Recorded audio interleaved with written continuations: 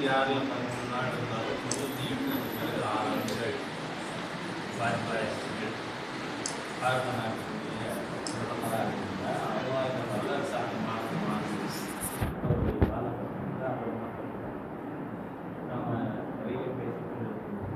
ஒரே ஒரு பேச்சு சொல்லி நாம் வாஜ்பாய் அவர்கள் பிறந்த நாளில் ஓராண்டு நாடு கொண்டாடுகிறோம். அதாவது முதல்ல தங்க நாட்களை வடிவமைக்கிறது.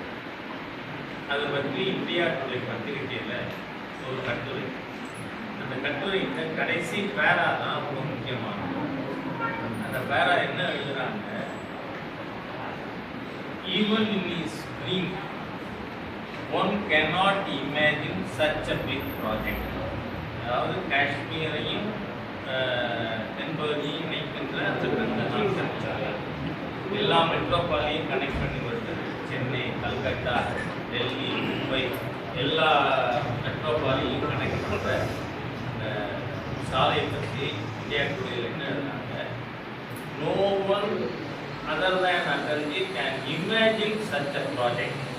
அப்படின்னா இன்னைக்கு நாட்டில் இருக்கிற தேசிய நெடுஞ்சாலைகள்லாம் நம்ம கையில் இருக்கிற வேகம் மாதிரி எங்கெங்கெல்லாம் மக்கள் குடியிருக்காங்களோ அங்கெல்லாம் தேசிய நெடுஞ்சாலை போயிருக்காங்க.